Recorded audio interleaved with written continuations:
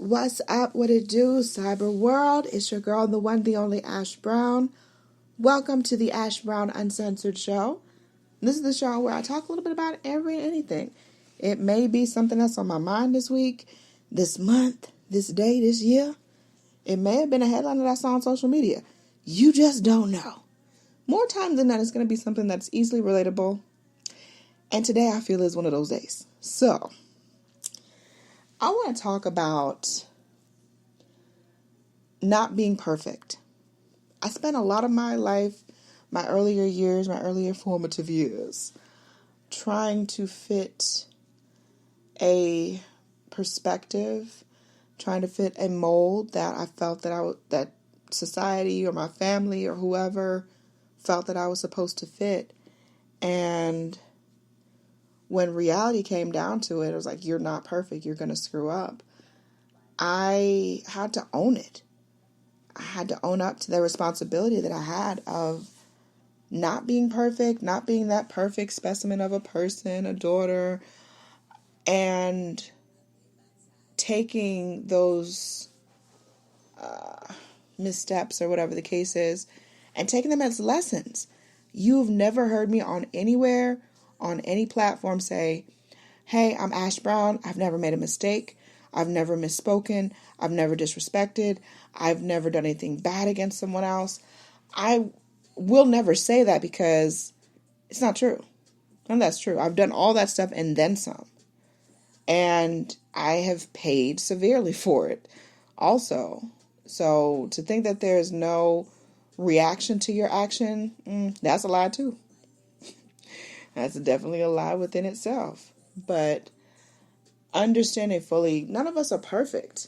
So when you're dealing with someone either on a romantic tip or a friendship tip or coworker tip, and it's just kind of annoying because every time you see this person, every time that you interact, they want you to apologize for what happened in 1972. You know, and I'm just using that as a as a segue. I'm just putting that date out there because some people are so stuck in the past that they can't get past it.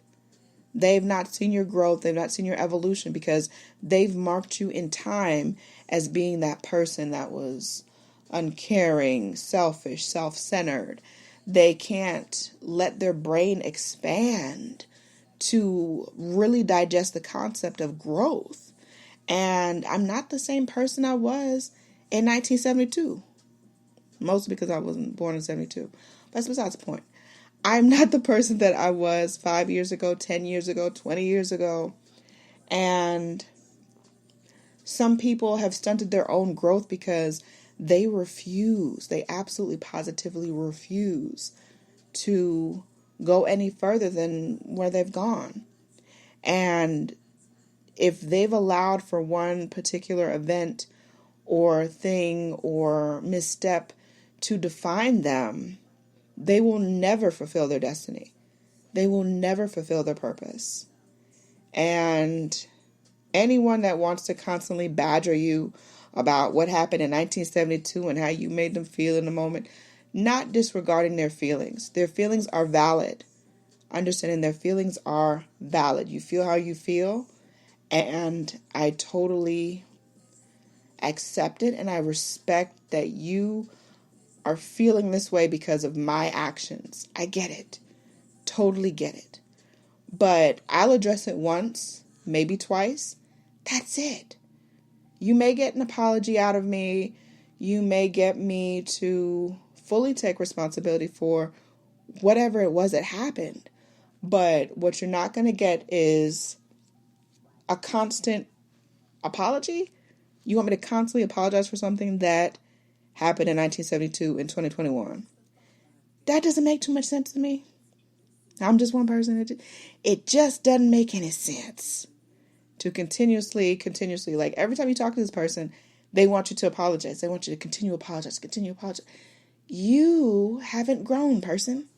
You've not grown. You've not grown up at all. And it shows. So I'm just very particular about the people that are in my circle now. I'm so glad and so thankful to have some really good, solid people in my circle that encourage me on a daily basis, that love on me even when I'm unlovable, that encourage me when I'm encourageable, and just overall let me be me and celebrate me without trying to force their own beliefs or their own tradition or their own cultures on me. Is they fully accept me. And that, if you got people like that around you, you are blessed. You are so blessed, too blessed to be stressed. And forget the rest. Forget the rest of the haters, the crazy people, because they're going to continue to hate. They haven't grown and they have shown no signs of growing. They're not going to grow.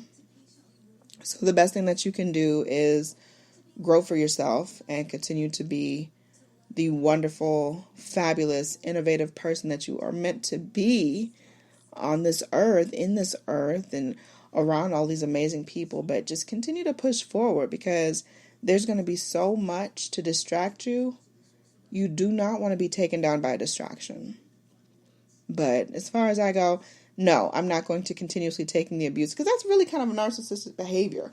Like, the person wants you to feel bad. They want you to think about every time that you've done X, Y, and Z things to them. And I'll give you an example. So I had a friend that got cut out of a business deal, not on part of me, but I had a brand that wanted to move forward with me a few years ago on a collaboration, and I had introduced this friend with, to the brand or whatever, because she also had her own business thing going on. Excuse me. She had her own business thing going on, and so I introduced them also to the brand, and the brand ended up moving forward with me and not with her. And I could just sense like the jealousy and stuff afterwards. And every time that we would hang out, or every time that she would text or call, she always made a point to say, I don't understand why they took you and they didn't take me. I don't understand why. I can't speak to that. You want me to just pass on it? No, I'm not saying that. But every time we talk, you bringing up the fact that I was rewarded on something and you weren't. Guess what? That wasn't meant for you. Oh, why did I say that? She did not want to hear that, y'all. She was upset about that. I think that she was looking for an upset anyways. Any way that you look at it. But sometimes you got to know when to end those friendships, when they no longer serve, when they're no longer good, and when love is no longer being served at the table. Push that plate away, get your butt up, and walk out. That's what you got to do. Self-preservation, y'all. That is the theme for 2022. Self-preservation. I have gotten rid of most of the snakes in my life. I think I've gotten rid of a lot of people this year. I had to go bye-bye because I'm just not here for it. my peace of mind, I would never put a $ on that ever in life, because the peace that I found just to be able to do things that I've always wanted to do and to have the opportunity to do it is amazing. It's absolutely just mind-blowing. And I'm so thankful for that. And I'm thankful for each and every one of you that can hear my voice right now. Thank you for supporting Ash Said It. Thank you for supporting the movement. Thank you for continued support. The downloads, the shares, the cares makes a huge difference. And we coming for that year, 2022, baby. 2022, yes. Come through, 2022. But I love you guys. I hope that you're having a great, fantabulous Sunday. And until next time, deuces. See you later.